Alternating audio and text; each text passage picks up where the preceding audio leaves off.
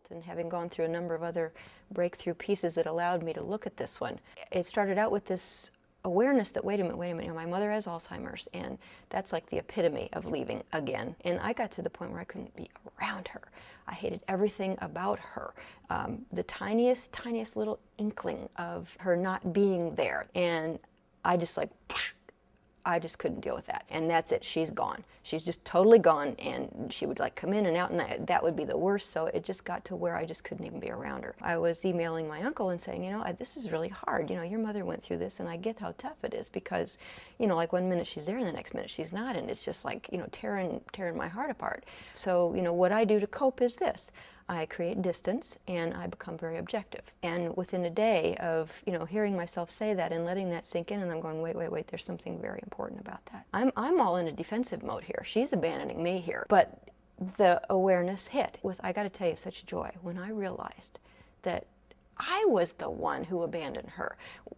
Always, from that point forward, anytime abandonment showed up in my life, or someone leaving emotionally, or, you know, withdrawing, or excluding, or all of those things, you know, I could not own that they were doing what they did, and abandonment didn't occur until I created distance and went objective and withdrew my emotions. So I was the one that in effect was abandoning them, shutting down, shutting off, all of those things. Those are defensive mechanisms, yet that's exactly the point that creates the abandonment experience. It's what I do. So like, wow, I'm back in power. I called up everybody I knew. I said, oh my God, you know, like I abandoned my mother. I'm so thrilled. And they kind of look at me like I'm crazy, but I'm going, no, you don't get this. I mean, I have been at the mercy of people abandoning me my whole life.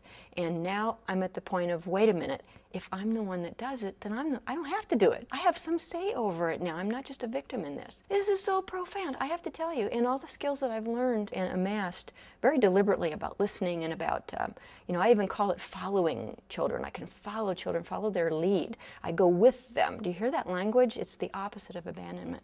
I can stay with, at this point, anybody. Now mind you, I've had, you know, 50-some years of going into my pattern of distance and objective and stand back and try to not have emotions and all those things. Those still get reactivated, you know, a little bit. But, you know, you give me about 5 minutes, and then I'm back, and then I can follow that person anywhere, and I can go with them and how they feel about me.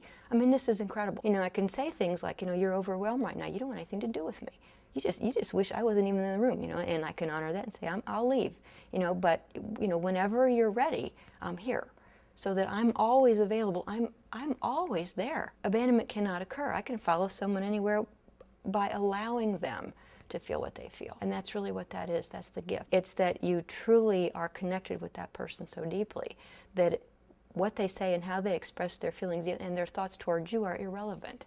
You know, that's just what's going on in their head. That's what they're dealing with. And I can allow that. You know, it's not about me. And that's one more step closer to that awareness that's waiting for all of us in every area of upset in our lives. So, you know, here I am. I wasn't ready to talk about this today, but, you know, that's perfect because, you know, you just don't have to be ready. You already are.